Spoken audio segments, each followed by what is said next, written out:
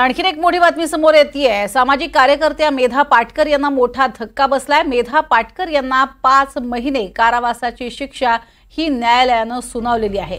मेधा पाटकर यांना 10 लाखांचा दंडही ठोठावण्यात आलाय। वीके सक्सेना यांनी दाखल केलेल्या याचिकेवरती हा निर्णय समोर आलेला आहे। आताची महत्त्वाची बातमी आपण बघतोय। मेधा पाटकर नर्मदा बचाव आंदोलनाच्या नेत्या सामाजिक कार्यकर्त्या आहेत, मात्र दिल्लीचे नायब राज्यपाल विनय कुमार सक्सेना यांनी दाखल केलेल्या मानहानीच्या खटल्यात न्यायालयाने त्यांना 5 महिने साध्या कारावासाची शिक्षा सुनावलेली आहे। नेमकं हे प्रकरण काय आहे तेही ग्राफिक्सच्या माध्यमातून पाहूया।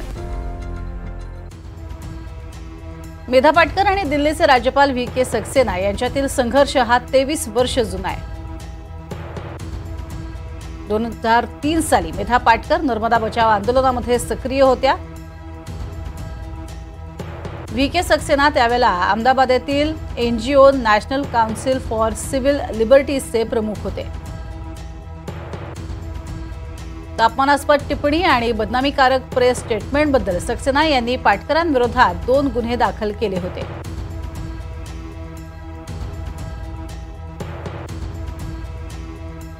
अधिक माहिती घेऊयात। महेश बागल आमचे प्रतिनिधी आपल्या सोबत आहेत। महेश, या संपूर्ण प्रकरणात अखेर 5 महिन्यांच्या कारावासाची शिक्षा सुनावण्यात आली आहे, काय अधिक माहिती? नर्मदा बचाव आंदोलनाच्या नेत्या आणि सामाजिक कार्यकर्त्या मेधा पाटकर यांना मोठा धक्का बसलेला आहे असं आपण म्हणू शकतो। कारण दिल्ली नायब राज्यपाल विनय कुमार सक्सेना यांनी दाखल केलेल्या मानहानीच्या खटल्यात त्यांना 5 महिन्यात साध्या कारावासाची शिक्षा आणि 10 लाख रुपयांचा दंड ठोठावण्यात आलेला आहे।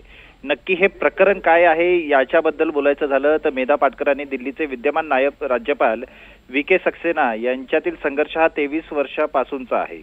त्याचं झालं असं की 2003 साली मेधा पाटकर नर्मदा बचाव आंदोलनात सक्रिय होत्या आणि त्यावेळेस वीके सक्सेना अहमदाबादतील NGO national council for civil लिबर्टीजचे प्रमुख होते।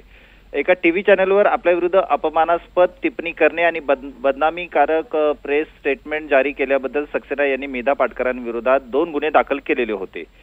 बरं, ज्यावेळेस हे प्रकरण न्यायालयात गेले तेव्हा न्यायालयाच्या आदेशावर प्रतिक्रिया देताना आता मेधा पाटकर म्हणाले आहेत की सत्याचा कधी पराभव होऊ शकत नाही आणि आम्ही कोणाची बदनामी करण्याचा प्रयत्न केला नाहीये। आम्ही फक्त आमचे काम केले आणि जो निर्णय आता माझ्या विरोधात आलेला आहे त्याच्या विरोधात मी वरच्या न्यायालयामध्ये न्याय मागेन असं मेधा पाटकर यांनी स्पष्ट केलेलं आहे। तर एकंदरीत पाहता आता मेधा पाटकरांच्या संदर्भात जी बातमी आता समोर आलेली आहे त्याबद्दल न्याय मागण्यासाठी वरच्या न्यायालयात जाण्याचा निर्णय मेधा पाटकर यांनी घेतलेला आहे। नक्कीच सुरता, धन्यवाद या संपूर्ण माहितीसाठी। तर न्यायालयाने 10 लाखांची रक्कम ही वीके सक्सेना यांना देण्यासही न्यायालयाने सांगितलेलं आहे।